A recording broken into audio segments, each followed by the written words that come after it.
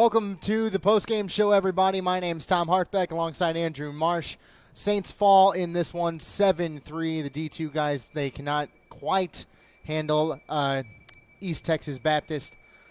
It was just kind of disjointed, you know? Yeah, it really was. And, they started off kind of slow. They got their bearings straight, scored 2 goals in the first period, and then East Texas Baptist came back, tied it up, and then got the third one late in the first period. And then it was kind of a back-and-forth game pretty much the entire game until the third period when, Maryville really didn't have the legs to keep up with the Tigers. And it was a great come-out, and then the second half of the game was just a totally different story.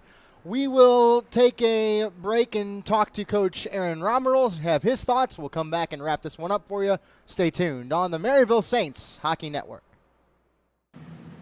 Yep. Oh. So, Coach, not the outcome we were hoping for, but, solid 2 first periods there. Kind of got something to grow on. What did you think so far, with the first 2 periods at least? Yeah, first period our game plan was to slow them down. They're a big team, they're a fast team, and we knew that we had to kind of weather that storm. I thought our guys did a fantastic job both periods.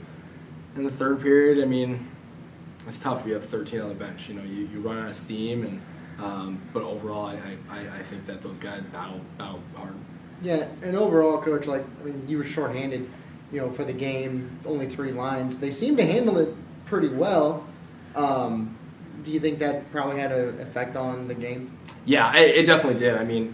You could see in between the second and third intermission, guys were gasping for air.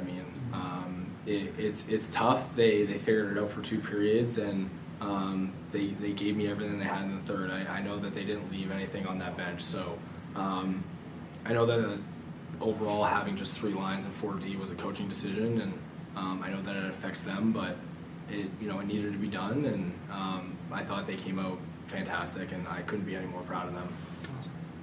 I thought you guys did a terrific job responding after giving up that early goal in the first period, and I know a couple of times you guys gave up late goals in a couple of those periods, but what did you see from your guys and their ability to bounce back when faced with adversity? Yeah, that's something that I think every team can grow on.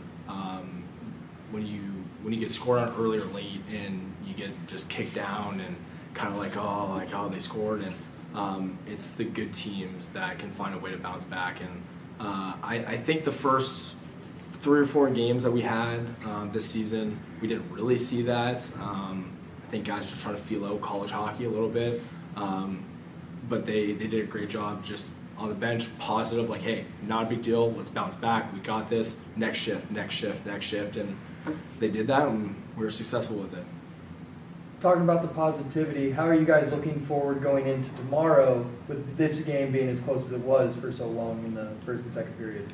Again, we got some tired guys, but overall, even the guys that we had out of the lineup, in our post-game meeting, they were so excited, they were so thrilled, they were just pumping those guys up, and that's what we want to see as a program.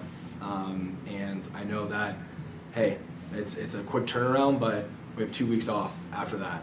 So I know that they're going to give it everything they have, and that's what we expect of them. Whether through injury or disciplinary reasons, you haven't had a full complement of players yet. Is it hard to get a grip on what this team can be when you're having to move pieces around so much?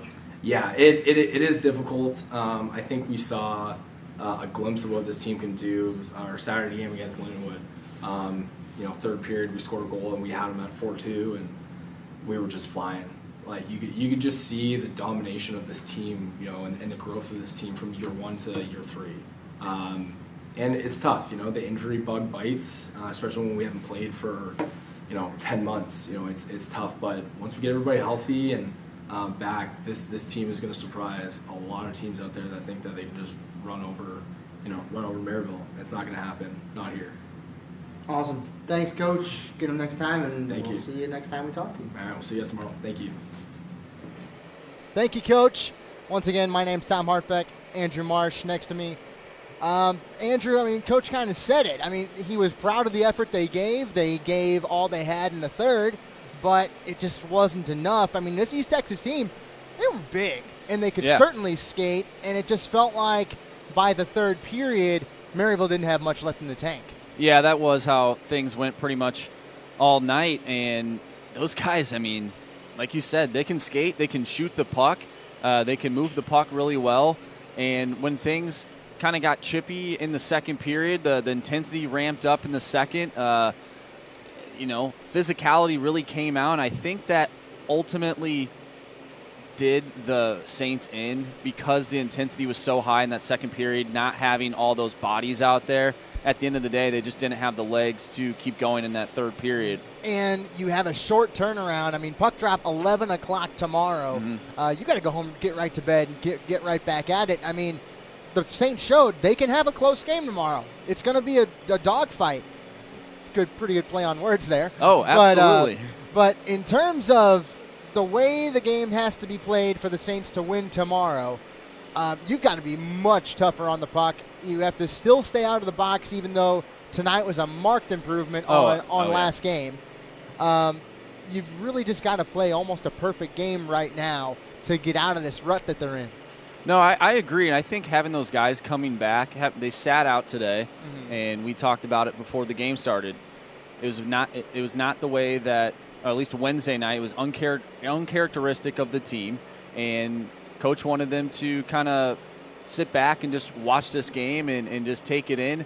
And I think looking at it from a stands perspective, from a perspective being outside of the game, not being on the bench, not being on the ice, they see what this East Texas Baptist team is, and they're going to jump right in. I think it's going to be a complete different game than what we saw tonight. But at the same time, I think some aspects of the game, the Saints can improve upon that moving forward. And they certainly have had good goaltending so far at every level of the program, honestly. Yeah. So that's something they lean on. They are going to have a bigger squad tomorrow. It should be a good one. Puck drop is at 11 o'clock right here at the Maryville University Hockey Center.